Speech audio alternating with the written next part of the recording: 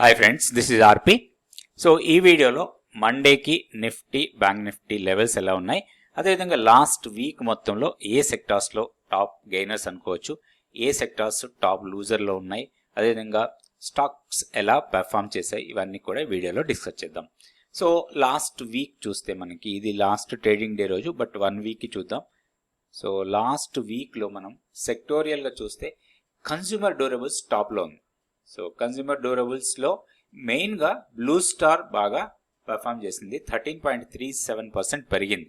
దాంతోపాటు Kalyan jewellers, amber enterprises ఇది కూడా బాగా పెరిగింది. Kajaria ceramics, Dixon, Voltas, V Guard, Havells, Bata India, తర్వాత టైటాన్ ఇవన్నీ కూడా పాజిటివ్గా క్లోజ్ అయినాయి. నిఫ్టీ కన్స్యూమర్ డ్యూరబుల్ సెక్టార్ మాత్రం టాప్లో ఉంది, 2.77% పెరిగింది. దాని తర్వాత బాగా పెరిగిన సెక్టర్ చూస్తే హెల్త్ కేర్. హెల్త్ కేర్లో ఫార్మా కూడా యాడ్ అవుతుంది. సో దీంట్లో మెయిన్గా మనకి లారస్ ల్యాబ్స్ 10% పెరిగింది, Biocon 7%, Glenmark 6%, Ipca lab, Auro pharma, Mankind pharma, Divi's lab, Apollo hospital, Fortis, Lupin ఇవన్నీ కూడా బాగా పెరిగిన స్టాక్స్. దాంతోపాటు నిఫ్టీ ఫార్మాలో కూడా ఇందాక మనకు వచ్చిన స్టాక్సే ఉంటాయి ఎక్కువ. తర్వాత పిఎస్యు బ్యాంక్స్ కూడా 1.96% పెరిగింది. పిఎస్యు బ్యాంక్ ఇండెక్స్ దీంట్లో మెయిన్గా మహారాష్ట్ర బ్యాంక్ ఆఫ్ మహారాష్ట్ర మహాబ్యాంక్ ఇది 5.88% పెరిగింది. IOB, PNB, Indian bank, Canara bank, UCO bank, union bank, Punjab and Sindh bank, bank of India అన్ని పెరిగాయండి. ఒక్క బ్యాంక్ ఆఫ్ బరోడా తప్ప మిగిలిన అన్ని కూడా వీక్ ఆన్ వీక్ బాగా పెరిగాయి. తర్వాత ఆయిల్ అండ్ గ్యాస్ కూడా 1.4% పెరిగింది. దెన్ ఐటీ సెక్టర్ కూడా పాజిటివ్గానే క్లోజ్ అయింది. దెన్ మీడియా అన్ని almost most of the sectors, metal కూడా కొంతవరకు పాజిటివ్, బట్ నెగిటివ్గా క్లోజ్ అయిన సెక్టార్స్ ఏంటో కూడా చూద్దాం మనం. సో నిఫ్టీ రియాలిటీ బాగా నెగిటివ్ క్లోజ్ అయింది, ఎందుకంటే ఇది 2.77% డౌన్ అయింది. ఇందులో మెయిన్గా మనకి లోదా, తర్వాత brigade, prestige, Oberoi reality, Godrej properties ఇవన్నీ కూడా తగ్గాయి. దాని తర్వాత మనకి నెగిటివ్గా క్లోజ్ అయిన సెక్టార్స్లో దెన్ ఫైనాన్షియల్ సర్వీసెస్ కూడా కొంతవరకు వీక్ అని కనిపించింది మనకి. సో దీంట్లో మెయిన్గా ఎస్బీఐ కార్డ్ 8% డౌన్ అయిన స్టాక్ అది. తర్వాత Chola, Axis bank, Kotak bank, Shriram finance, SBI life, HDFC life ఇవన్నీ కూడా నెగిటివ్గా క్లోజ్ అయిన స్టాక్స్ లాస్ట్ వీక్ మొత్తంలో. అయితే లాస్ట్ ట్రేడింగ్ డే రోజు చూద్దాం. లాస్ట్ ట్రేడింగ్ డే రోజు మనకి పాజిటివ్గా క్లోజ్ అయిన స్టాక్స్ అంటే సెక్టోరియల్గా చూస్తే ఆయిల్ అండ్ గ్యాస్ టాప్లో ఉంది. తర్వాత reality, pharma, IT, media, PSU bank, PSU, తర్వాత Nifty bank, FMCG, PSU banks, private banks, commodities, Nifty ఇవన్నీ కూడా పాజిటివ్గా అయితే నెగిటివ్గా క్లోజ్ అయిన సెక్టర్ మాత్రం మెటల్ అండ్ ఆటో. సో మనకి నెగిటివ్గా క్లోజ్ అయిన దాంట్లో టాప్లో ఉంది కన్జంప్షన్, నిఫ్టీ కన్జంప్షన్ ఇండెక్స్ కొంత నెగిటివ్లో క్లోజ్ అయింది. తర్వాత మెటల్, తర్వాత ఆటో ఈ 3 సెక్టార్స్ లాస్ట్ ట్రేడింగ్ డే రోజు నెగిటివ్గా క్లోజ్ అయిన సెక్టార్స్. నిఫ్టీ 50 స్టాక్స్లో చూస్తే మనకి 29 స్టాక్స్ పాజిటివ్ ఉంటే 21 స్టాక్స్ నెగిటివ్గా క్లోజ్ అయ్యాయి. ఇందులో బజాజ్ ఫైనాన్స్ బాగా పెరిగింది, తర్వాత Infosys, then Reddy lab, ICICI bank, Hindustan Unilever, Wipro, Hindalco, UltraTech cement, ఎస్ఎల్టెక్ ఇవి కొంచెం పాజిటివ్గా క్లోజ్ అయితే నెగిటివ్ క్లోజ్ అయిన దాంట్లో టాప్లో ఉంది ట్రెండ్. సో ట్రెండ్ మనం చార్ట్ చూస్తే కొంచెం గ్యాప్ డౌన్ ఓపెన్ అయిన తర్వాత ఏమాత్రం రికవరీ కనిపించలేదు, ఎందుకంటే ఓపెన్ అయిన తర్వాత ఏదో చిన్నగా వచ్చింది, ఒక షార్ట్ ఒక 10-15 మినిట్స్ కొంచెం మూమెంట్ ఇచ్చింది, కానీ దాని తర్వాత ఇంకా ఫర్దర్గా కూడా వీకే కనిపించింది. అండ్ క్లోజింగ్ కూడా ఆల్మోస్ట్ వీక్గానే క్లోజ్ అయింది.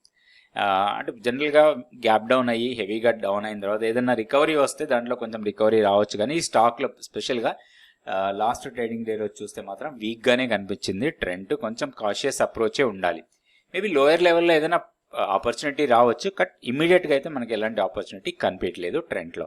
తర్వాత టాటా స్టీల్ కూడా బాగా తగ్గింది, హైయర్ లెవెల్లో సెల్లింగ్ ప్రెషర్ కనపడుతుంది. ఇక్కడ ఈ టైప్ ఆఫ్ ప్యాటర్న్ కొంచెం బ్యారిష్ ప్యాటర్న్. తర్వాత ఐషర్ మోటార్స్ ఇది కూడా కొంచెం తగ్గుతూ ఉంది.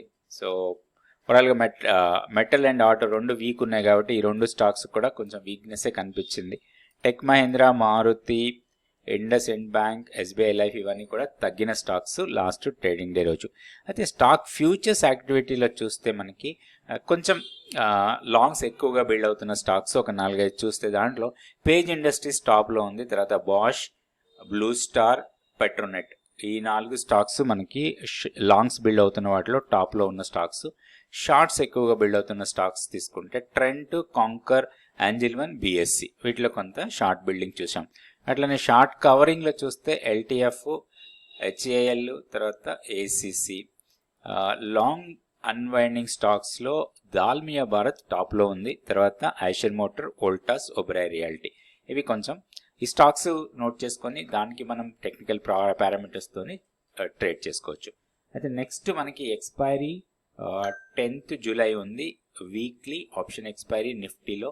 సో మనం ఒక్కసారి ఆప్షన్ డేటా చూస్తే మాత్రం ఇక్కడ 25,500 దగ్గర చాలా కాల్ రైటింగ్ జరిగింది. సో ఈ లెవెల్ని మనం చాలా క్రూషియల్ లెవెల్ లాగా తీసుకోవాలి. ఎప్పుడైతే 25,500ని క్రాస్ చేసిన తర్వాత ఒక 1 అవర్ క్యాండిల్ బుల్లిష్ ఉంటే మాత్రం కొంత షార్ట్ కవరింగ్ లాంటిది వస్తుంది, అది ర్యాలీగా వెళ్తుంది. ఎప్పుడైతే మనకి ఒక స్ట్రైక్ ప్రైజ్ని క్రాస్ చేసి మొమెంటం ఉంటే మాత్రం అది ర్యాలీగా వెళ్తుంది. ఆ ర్యాలీని మనం ఎన్కాష్ చేసుకోవడానికి అవకాశాలు ఉన్నాయి. అయితే మనం పుట్ సైడ్కి వచ్చేసరికి 25,400 దగ్గర పుట్స్ ఉన్నాయి అండ్ కాల్స్ కూడా పర్వాలేదు, ఒక మాదిరిగా ఉన్నాయి. అదే హెవీ పుట్ రైటింగ్ ఎక్కడ ఉంది? 25,300 దగ్గర హెవీ పుట్ రైటింగ్ ఉంది. దాని తర్వాత 25,200. సో ఈ 2 లెవెల్స్ మనకి చాలా ఇంపార్టెంట్ లెవెల్స్ లాగా ఉంటాయి మనకి రాబోయే రోజు. సో ఈ లెవెల్స్ చూసుకొని దాని ప్రకారం మనం ట్రేడ్ ప్లాన్ తయారు చేసుకోవచ్చు. అయితే ఒకసారి మనం టెక్నికల్ చార్ట్ కూడా చూద్దాం ఫస్ట్ నిఫ్టీకి. సో ఇది Nifty daily candle stick chart. లెవెల్స్లో పెద్దగా మార్పులు ఏం లేవు, కాకపోతే లాస్ట్ ట్రేడింగ్ డే రోజు కొంచెం బులిష్ క్యాండిల్ ఫామ్ అయింది వీక్లీ పివోట్ లెవెల్ దగ్గర. మనం గతంలో అనుకున్న సపోర్ట్ లెవెల్స్ దగ్గరే సపోర్ట్ తీసుకుంటుంది ప్రతిరోజు కూడా. ఆల్మోస్ట్ మనకి 3 days అదే లెవెల్ కొంత సపోర్ట్ లెవెల్ లాగా పనిచేసింది, 25,350 ఆర్ 360 లెవెల్స్.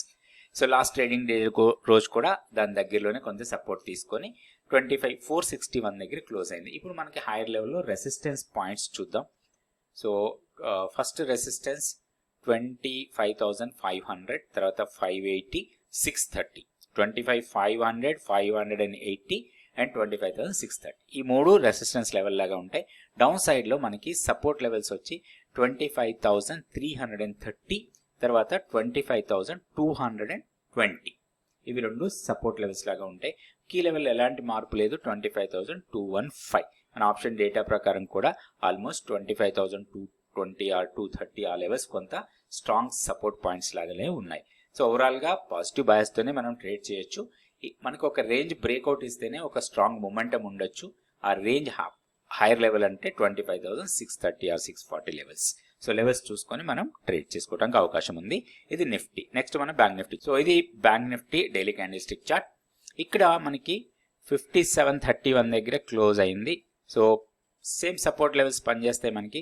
56,690 ఇది మంత్లీ పివోట్ లెవెల్ అండ్ 56,425 మన కీ లెవెల్. హైయర్ లెవెల్లో రెసిస్టెన్స్ పాయింట్స్ చూస్తే 57,480 ఆర్ 500 ఫస్ట్ రెసిస్టెన్స్ లాగా ఉంటుంది.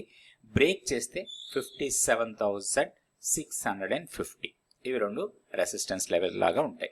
లెవెల్స్ పెట్టుకొని లెవెల్స్ ప్రకారం మనం ట్రేడ్ చేసుకోవచ్చు. అయితే ఈ లెవెల్స్ ఎట్లా వస్తాయి మనకి, ఈ లెవెల్స్ని ఎట్లా ఐడెంటిఫై చేయొచ్చు, ఈ లెవెల్స్ ప్రకారం ఎలాంటి ట్రేడ్ ప్లాన్ తయారు చేసి ట్రేడ్ చేసుకోవచ్చు, ట్రేడ్ ప్లాన్ అంటే ఏంటి, మనీ మేనేజ్మెంట్, రిస్క్ మేనేజ్మెంట్ ఏంటి, ఇవన్నీ కూడా మనం నేర్చుకోవడానికి 100 days మెంటర్షిప్ ప్రోగ్రామ్ అవైలబుల్ ఉంది. So next batch 7th July నుంచి స్టార్ట్ అవుతుంది. ఇంట్రెస్ట్ ఉన్న వాళ్ళు ఇక్కడ ఉన్న వాట్సాప్ నెంబర్ని కాంటాక్ట్ చేయండి. సో ఇక్కడ ఉన్న స్టాక్స్ లిస్ట్ ఏదైతే ఉందో, సో ఇక్కడ ఉన్న స్టాక్ లిస్ట్లో ఇవన్నీ కూడా రాబోయే కొన్ని రోజులు కొంత పాజిటివ్ బయాస్తోని ట్రేడ్ చేసుకోవడానికి అవకాశం ఉంది. ఎందుకంటే లాస్ట్ ట్రేడింగ్ డే రోజు ఒక స్ట్రాంగ్ మొమెంటంతోని ఒక బుల్లిష్ ఫార్మేషన్ లాగా వచ్చిన స్టాక్స్ ఇవన్నీ కూడా. ఇందులో ఆల్రెడీ పెరిగిన స్టాక్స్, ఇవి తగ్గిన స్టాక్స్ కావు. ఇవన్నీ ఆల్రెడీ లాస్ట్ ట్రేడింగ్ డే రోజు పెరిగిన స్టాక్సే. 3%, 4%, 7%, 8%, 10% పెరిగిన స్టాక్సే. అయితే ఈ స్టాక్స్లో ఇంకా కొన్ని రోజులు ఈ పాజిటివ్ మూమెంటం ఉండటానికి అవకాశం ఉంది. ఇవన్నీ కూడా టెక్నికల్ స్క్రీనర్ ద్వారా స్క్రీన్ చేసిన స్టాక్స్. వీటిలో మనం ఏదైనా ఒక 2-3 స్టాక్స్ తీసుకొని వాటికి ప్రాపర్ టెక్నికల్స్ తీసుకొని ప్లాన్ చేసి ట్రేడ్ చేసుకోవచ్చు.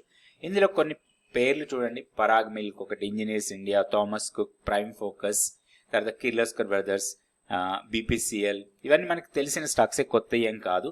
కాకపోతే వీటిలో మొమెంటం ఉండొచ్చు రాబోయే రోజుల్లో, కాబట్టి వీటిని మనం స్కానర్లో పెట్టుకొని వాటి మొమెంటం ప్రకారం మనం ట్రేడ్ చేసుకోవచ్చు.